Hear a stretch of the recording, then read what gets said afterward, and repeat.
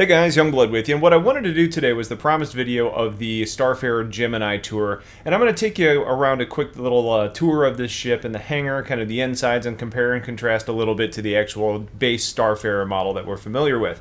Now, before we get into this, I do want to go ahead and let you know that I'm going to try and not move the mouse around to kind of highlight and point out different things on the screen. It's a hard habit for me to break, but I've heard other people comment and say that it can make you a little bit nauseous, so I will try my best not to do that. So, on the outside, I think what we got was something a little bit interesting, and it turned out to be the green Starfarer color. Now, for me, when I looked at this, I was expecting to see kind of an exterior that was very similar to the base Starfarer, and we were going to see an interior that was going to be very much more Aegis, design. We get the color scheme from the Gladius here. We get the standard UEE color, skin. You even have some of the labels up there for UEE. And again, I'm sorry about the blinking in the hangar. That's not me. That's just the way the hangar is right now. Hopefully that's something we can adjust later. But the green actually ends up looking a little bit better than I expected it to. It's something about the scale of it. Now, personally, I would probably still like to have seen this be a silver Starfarer, but ultimately you're going to probably be able to change that in the end. For me, it's about the stats of this ship compared to the base Starfarer, where we start to see some of those differences. So, as we kind of start to make our little trip around the Starfarer, you notice up here we've got the guns. These are supposed to be one size larger, but where we really start seeing a big difference is with this missile pod. Now, if you remember when we did this video for this base Starfarer, this is the fuel intake, and you can end up replacing the fuel intake with this missile pod. So when you buy the Gemini, you have both options, but what you have in the hangar is currently the combat version, which is coming equipped with those missiles. And it does look cool. I mean, they look big to me. So if I'm looking at that compared to the size of the ship, they might be like size 3, size 4 missiles. And I don't think there's a replenishing system there. So there's actually fewer than I expected. So I would say in most situations, especially with the size of the turret that you have up top, I would imagine that carrying the refueling pod's better. But if you're going on a short mission and aren't going to have to do continual refuels, then, the missile pod may as well be used. So as we continue around the ship, the exterior outside of that is really, really similar. And when we get on the inside, you're actually going to see that being the case as well. You still get the same pipes, you get slightly different colorings, you get the yellow markings. So basically everything around here is the same. Now, when we look back here, I'm going to need to boot up the other Starfarer again. These look to be, they're definitely not Badgers. They're definitely not Bulldogs. They're either Badgers or Panthers, and it's hard to tell from up here. But they definitely look larger than what's on the actual Starfarer. So I'm going to compare that, and I'll try and make a note of that in a later video for you. And speaking of that, there's going to be a follow-up flight test on the Starfarer, so I can kind of get you some more details there as well. But for now, I'm just wanting to show off the ship. But you can see the turrets are in a better place, and once we actually get inside, you'll see that the seats are actually there, and they do invert you upside down. So let's go ahead and haul into the ship. One thing that I was actually a little bit disappointed with this ship was, and you'll see it a little bit more interior-wise, and it's probably going to be something that ends up being changed later on, because unless they just made a design decision change, was that initially the ship was supposed to be MISC on the outside and very badged as Aegis on the inside, and I have yet to find anything Aegis-related inside this ship. You're also supposed to have smaller cargo ability based on your thicker hull. Now, I don't know if they made a change there or what, or maybe it's just not visually something I'm seeing at the moment, so maybe I need somebody that's actually playing around in CryEngine to confirm this, but this doesn't look any smaller to me than what we're used to seeing with the other version of the Starfarer. So, as we continue to go around this ship, moving through the interior here, all looks very familiar. Everything about this is basically the same. No real changes. I mean, you can see every little panel has MISC on it. This isn't Aegis specific. Now, one thing that has changed since this has become in hangar is there's more details. Like, these screens weren't lit up and actually including anything before.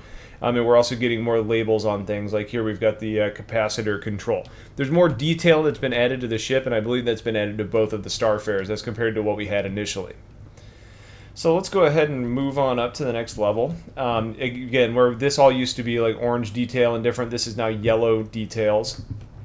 It's a little bit brighter. It's a little bit more aggressive looking. I actually kind of like the yellow. Again, I'm kind of an Aegis fanboy though, so actually seeing some, Aegis branding in here would be pretty neat. But I mean, whatever. We don't really know what the extent of that was going to be, and it was kind of an offhanded comment by Ben anyways. Out here, everything is exactly the same. You've got the fuel controls, you've got the elevator lifts that you can call, you know, to actually bring an elevator down for you. We're not going to get into that just yet. We'll come around and do that from a different angle.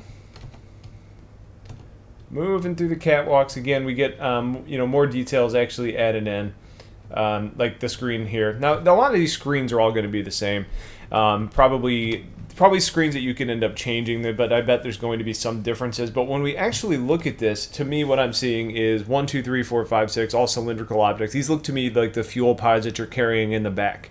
And then this gravity well / scanner thing on the side could potentially be a readout of your gravity generator on this ship, or it could be some sort of sensor of the system that you're in. Hard to say. I guess another possibility would be maybe scanning what sort of gas composition is coming off of whatever you're targeting. I don't know. Hard to say. Okay, now let's go ahead and start moving up another flight of stairs. Again, just kind of a catwalk. Again, that same screen is copy-pasted everywhere. I think these are going to be in much more detail at a later time. We also have the little Jeffries tubes that we had before. You know, they're kind of scattered in a couple different locations on the ship. Escape pods. And then again, we got the long run back to the rear of the ship. Again, you've got the windows on the side that apparently are a little more scratched up than a space-aged one should be.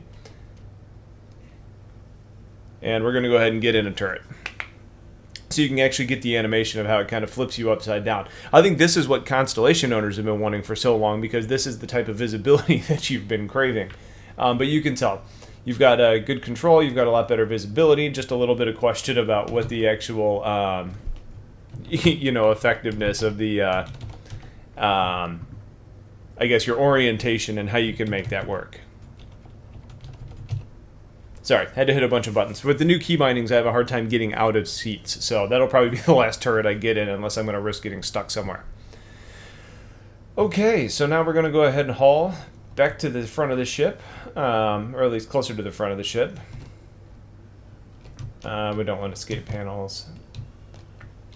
Gravity generator. Again, the same that we had on the other Starfarer. More Jeffries tubes, and here we are back where we were before.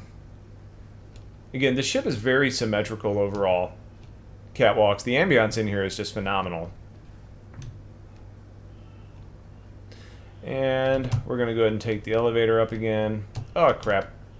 I should have been on that. I didn't realize it was already on my level, so we'll climb.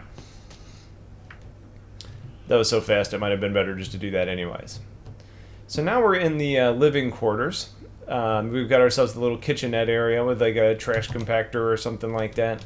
We've got the dining room table, and then we have the captain's quarters. Now the captain's quarters in here is one of the areas where I feel like actually has an aesthetic change, but I don't think this is necessarily based on anything that they tried to do with the Gemini. I think it just has to do with the updates to these screens that we've got in place. Now these screens that we have in place are showing a lot of different stats, but just like every other screen in the game, these are just placeholders. So you have to assume there's going to be some level of customization on what you can do with these. Probably the most significant detail of this ship is you no longer have the goofy space blanket. You've got the UEE blanket in this ship. And then all of a sudden you've got the all-in-one toilet, so captain's quarters is pretty cool. We got elevator there, elevator here. I believe this is space bathrooms. Still have the male and female bathrooms. I know that bothered some people. Sleeping quarters. All good, gotta love it. And let's go to the, sorry guys, I know that was probably making you nauseous. So we're gonna run up to the bridge real quick, and then after we do the bridge, we will, I'll show you that top turret. Or actually, I'm gonna get out of the ship. So you got the kind of neck of the ship where you've got the different escape pods. Moving up, you get the bridge, and the bridge looks almost exactly the same. Actually, it does look exactly the same. If there was going to be anywhere where you would expect to actually see an Aegis flare, I would expect it to be in here. But since it's not in place now, I think we're just going to have to wait to see what we end up getting out of this ship in the long run. So let's go ahead and exit this ship as we go ahead and get ready to exit this video. If I could get anywhere I want to go right now. And I'm going to actually go... Unreal. I'm all over the place, so let's see if I can jump over this and make this painless. Good. You'll have to forgive me. I normally know this ship a lot better. I've spent a lot of time in it, but just not having any luck. So ultimately, as we're waiting for me to get over here and get up the ladder or up the elevator, I kind of want to know what you guys think about this. Is this about what you expected out of the Gemini, or were you expecting something different? To me, it's fairly close to what I wanted to see out of it. I'd probably like to see a different flair to it, but ultimately, I think we all need to remember it is a variant of a base model, so it can't change that much. I think there's some details that we need to have ironed out compared to what we were supposed to get and what the description is supposed to say. And I think once we do the flight testing, it'll make a big difference. But that's what it's really going to be. We're going to have to see. So there's the Starfarer Gemini. If you have questions about this or you want anything highlighted in a little bit more detail, let me know. Otherwise, we're going to go ahead and call that a video. I'm going to try and get a little bit of rest. So get your questions in if you have them. Otherwise, I'll talk to you guys later. Have a wonderful day. Take care.